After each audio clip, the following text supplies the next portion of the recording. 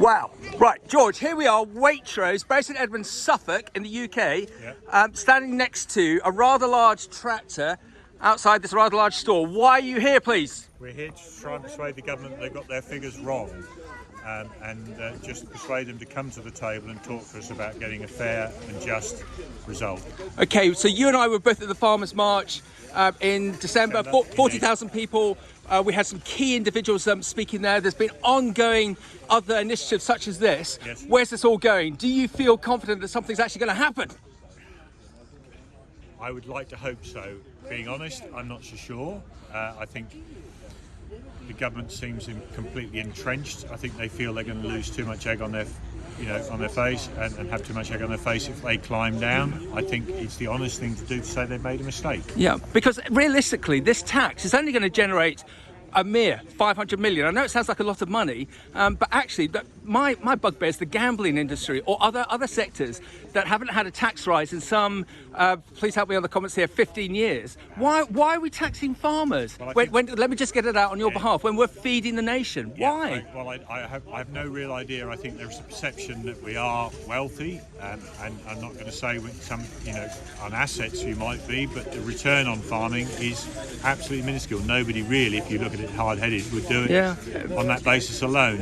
And even the Dysons of this world are quite happy to open their books up to show you that without the subsidies that we have had, and we're not going to get any longer, farming doesn't pay. So it is, it seems crazy, and I don't mind paying tax if you've got the ability to pay tax.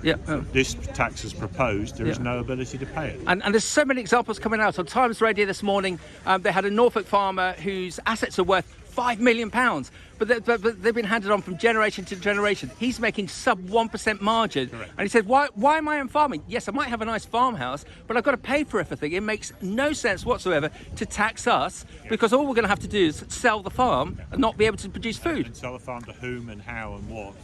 It'll either get broken up and become a hobby or nothing, or put into nature or everything else. So food is the primary production, and what should be. Nature can exist perfectly happily and thrive in good farming practice if farming is profitable. If it's not profitable, then the whole thing goes to hell in a handbasket. And as the NFU state on a regular basis, 6 out of 10 kids don't know where fruit and vegetables come from. Here we've got this little individual learning about farming, because we need more farming individuals to come in. So let's find a positive from this. Let's just see that the government sees that actually they've made a mistake, or perhaps there's another government another 4 or 5 years.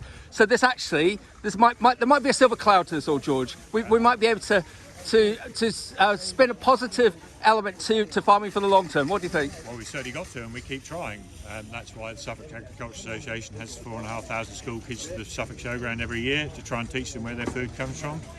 It is a process that we've got to keep continuing. People don't know, and they don't understand what goes into food until you have time to talk to them. Then they sort of get the message a bit, actually. George, well done. We hope the fight ends up with a positive to both sides. I'm sure it will. Well done. So, thank you very much. Can I just give a very quick Mr. Potts. George, because what I understand of all this is it will ruin the family farm. There is no question. So let's understand that. Therefore, let us have taxing of the family farm when it's sold.